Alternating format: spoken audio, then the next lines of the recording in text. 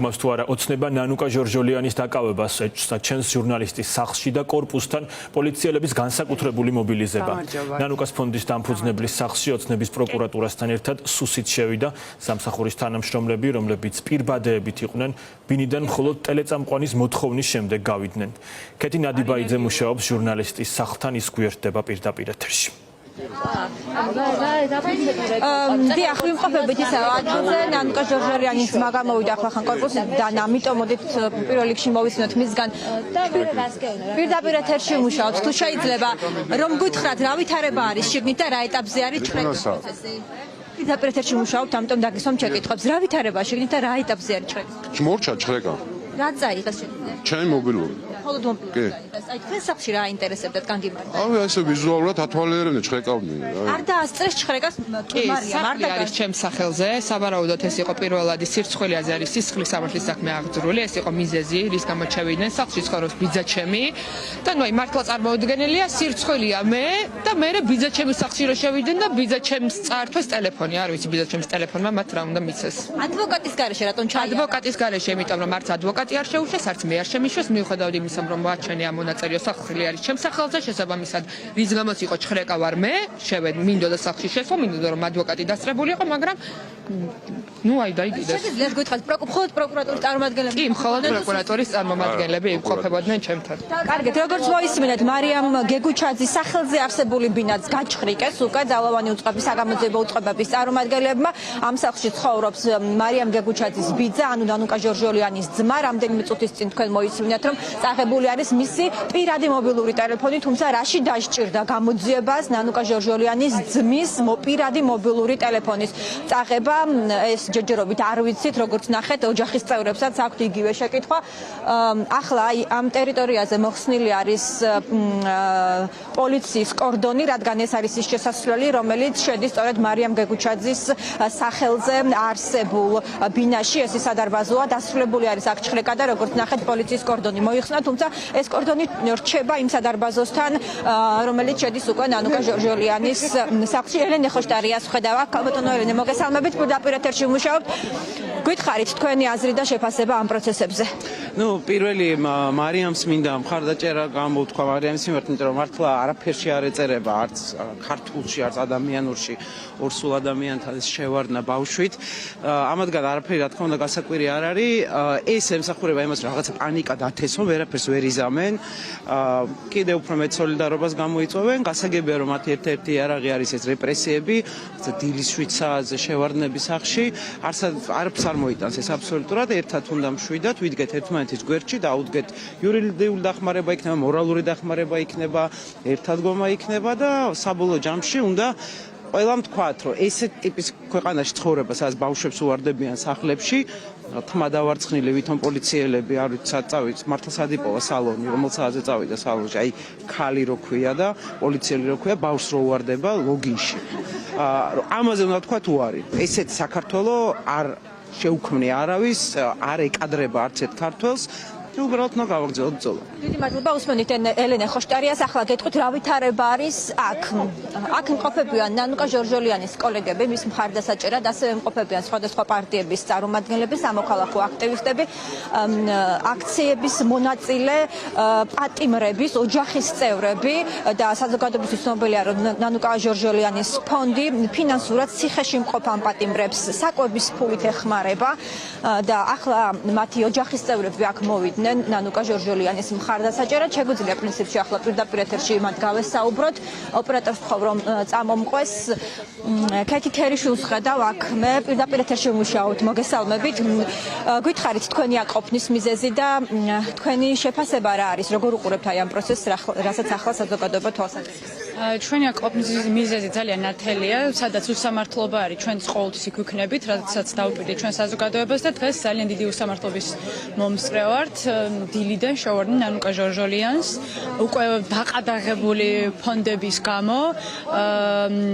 იმ ადამიანებს, ვისაც ეხმარება ნანუკა წლების განმავლობაში, აი მათ მშობლებს მინდა მივმართვა, რომ სად ხართ, როცა გჭირდებოდათ ნანუკა თქვენს გვერდით იყო და ეხლა თქვენ ჭირდებით ნანუკას და დრო არის რომ გამოფხიზდეთ, იმიტომ რომ ძალიან ბევრს დაჭირდება კიდე თქვენი დახმარება და არ ვიცი, ყველას ველოდებით აქ. დიდი მადლობა. პოლიცია ინფორმაცია დაემატა, როგორც ხედავ.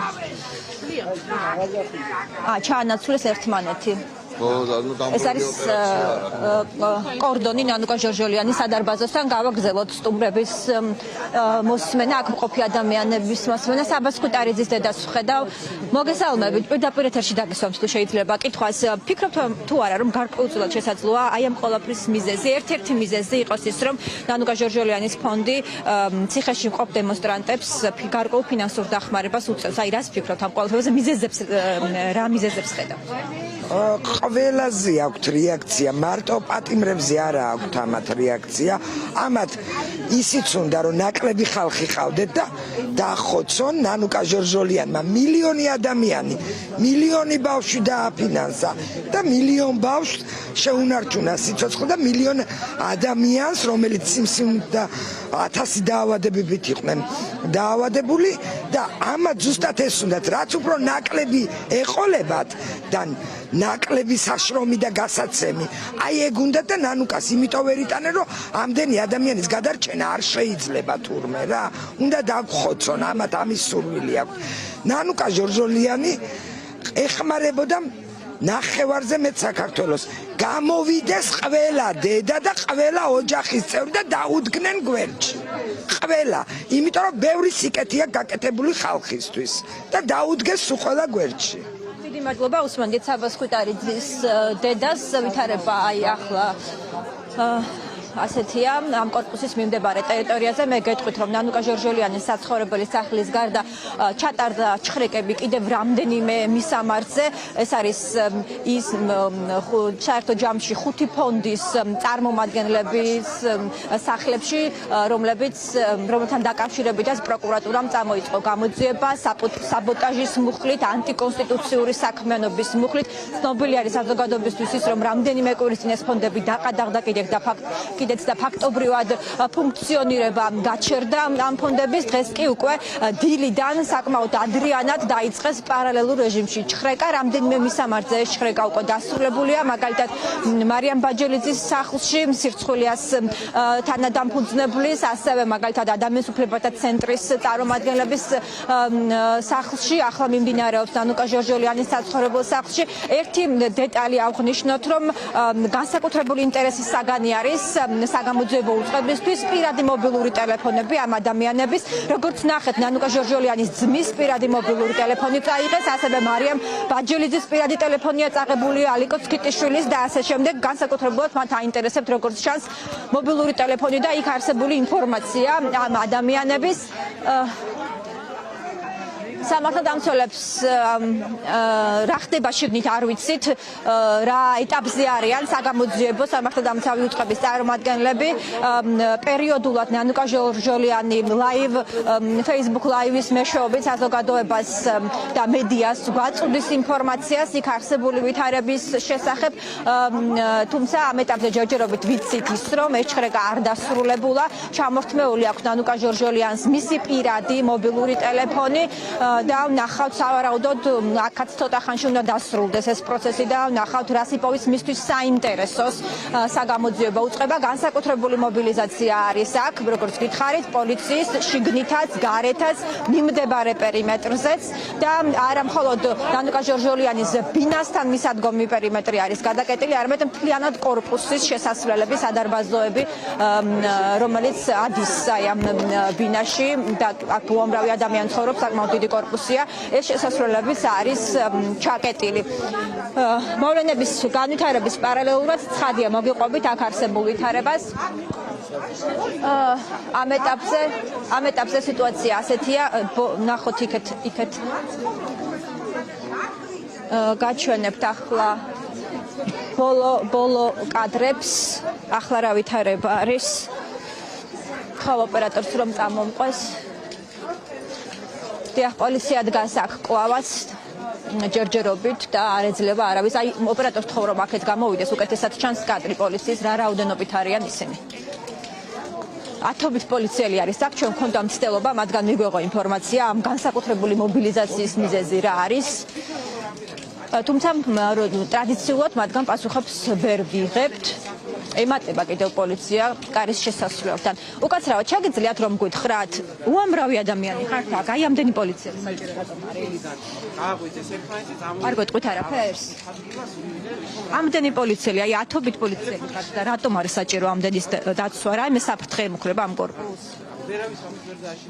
არ გეტყვით უკაცრავად არაფერს? ასეთია რეაქცია პოლიციის მხრიდან. რაოდენობას ხედავთ კადრში. ჩვენ დაგიბრუნდებით ახალი ინფორმაციის ქონის შემთხვევაში.